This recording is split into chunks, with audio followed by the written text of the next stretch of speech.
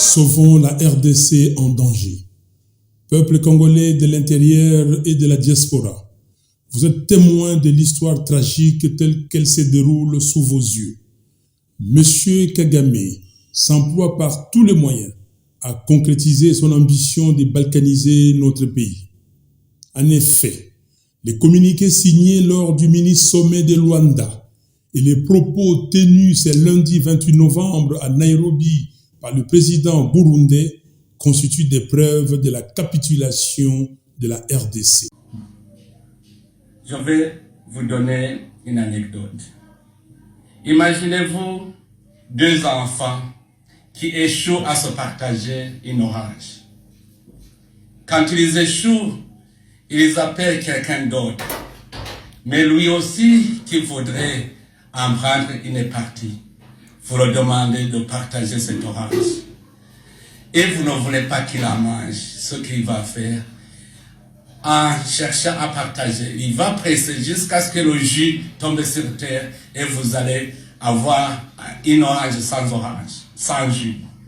C'est pour cela que je voudrais vous conseiller, vous-même les Congolais, de chercher des solutions d'ensemble pour votre nation.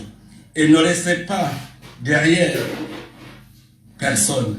Parce que si vous le laissez, c'est lui-même qui vous sera une épine dans l'avenir. C'est pour cela que c'est mieux de parler franchement de votre problème et de le résoudre entre vous-même.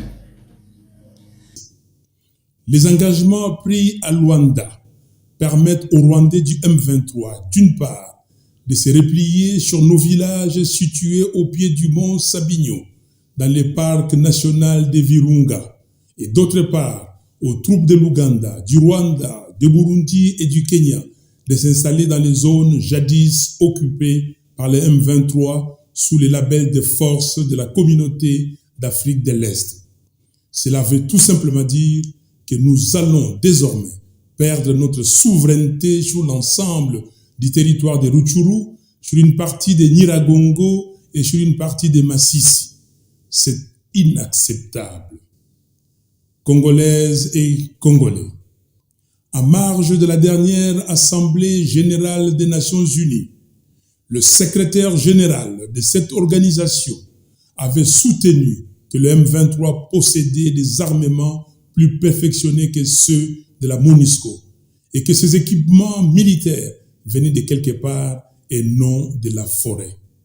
Nous avons bien compris qu'il ne voulait pas nommer le Rwanda.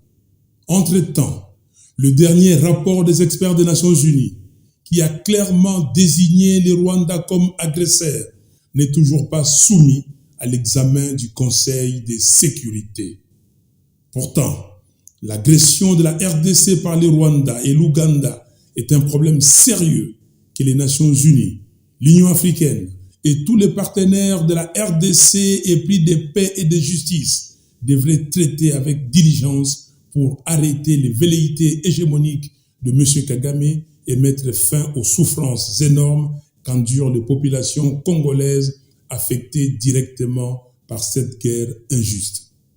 Voilà pourquoi je demande spécialement aux pays membres du Conseil de sécurité des Nations Unies de se rappeler de plus de 10 millions de morts congolais depuis 1993, de 6 millions de déplacés internes, de 27 millions de Congolais qui ont besoin d'une assistance humanitaire et de 5 millions d'enfants de moins de 5 ans qui souffrent de la malnutrition.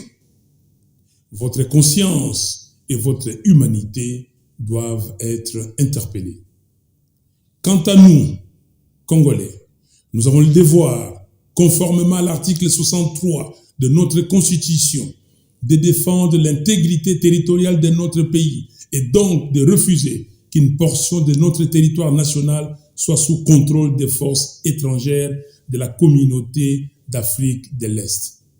Car aucun centimètre carré de notre territoire ne peut échapper à notre contrôle et notre sécurité ne peut être sous-traitée à quelques milliers de militaires kenyans, burundais et ougandais sous la supervision du renseignement militaire rwandais. Nous devons refuser cette énième humiliation. Le temps de l'autoprise en charge patriotique est donc arrivé. Jeunes de la diaspora, issus des parents congolais, appropriez-vous ces combats de libération de notre pays. Organisez des manifestations publiques et saisissez les institutions des pays où vous vivez, notamment le pays de l'Union européenne, la Grande-Bretagne, l'Australie, les États-Unis d'Amérique et le Canada, pour protester vigoureusement contre l'agression de la RDC par le Rwanda et contre le projet de balkanisation de notre pays. Artistes et musiciens de la diaspora, faites connaître au monde entier la souffrance que vos frères, sœurs et parents vivant au pays endurent. Jeunes Congolais, disséminés dans les 26 provinces du pays, dénoncez l'agression de notre pays par le Rwanda au travers de manifestations grandioses sur l'ensemble du territoire national et exigez le départ des éléments du M23 et des troupes de la communauté d'Afrique de l'Est de notre pays. Congolaises et Congolais, dans cet élan, je demande à toutes et à tous de répondre massivement à l'appel de l'Église catholique de marcher dans tous les diocèses de la République ce dimanche 4 décembre 2022 contre la balkanisation de notre pays. Quelles que soient vos convictions religieuses, soyez nombreux à cette marche pour montrer à l'ennemi que nous sommes unis et le Congo restera un et indivisible. Congo Ekolo Moko. À vous combattants de nos forces armées, je vous exhorte à défendre avec patriotisme et bravoure l'intégrité de notre pays. Soyez rassurés que toute la nation est derrière vous. Après la prière et la marche du 4 décembre, je demande à tous les Congolais, où qu'ils se trouveront le mardi 20 décembre à midi, de s'agenouiller pour prier pendant 5 minutes afin d'implorer les Très-Hauts de donner la force à nos vaillants soldats de vaincre l'ennemi. Nous devons puiser au plus profond de nous-mêmes la sève de la dignité et la force nécessaire pour affronter l'ennemi et prouver par notre détermination que nous sommes un peuple capable de mener ces combats existentiels pour chasser les forces d'occupation qui se cachent sous les labels du M23 et qui exploitent illicitement nos ressources. Quand un peuple est uni autour d'un idéal et s'élève vaillamment pour défendre une cause, personne, mais alors personne ne peut le vaincre.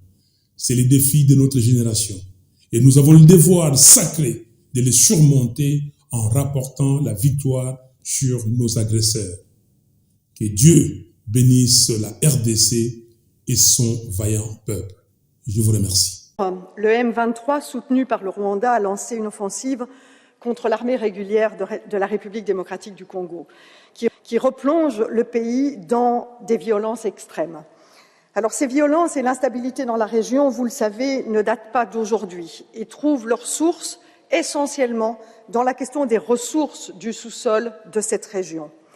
Ressources qui sont pillées par les voisins au profit d'entreprises et de groupes internationaux qui alimentent la corruption, qui financent des groupes armés pour se garantir l'accès au moindre coût.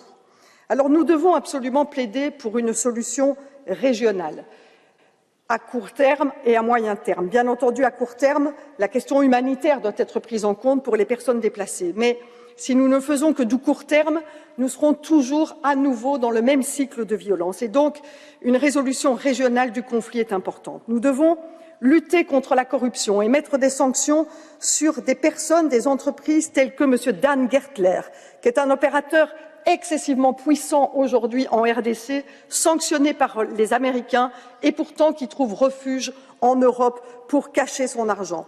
Nous devons évaluer la loi sur les minerais des conflits qui aujourd'hui n'est pas d'application sur le territoire et nous devons mettre en place des tribunaux mixtes qui sont des tribunaux qui luttent contre l'impunité en République démocratique du Congo. Merci.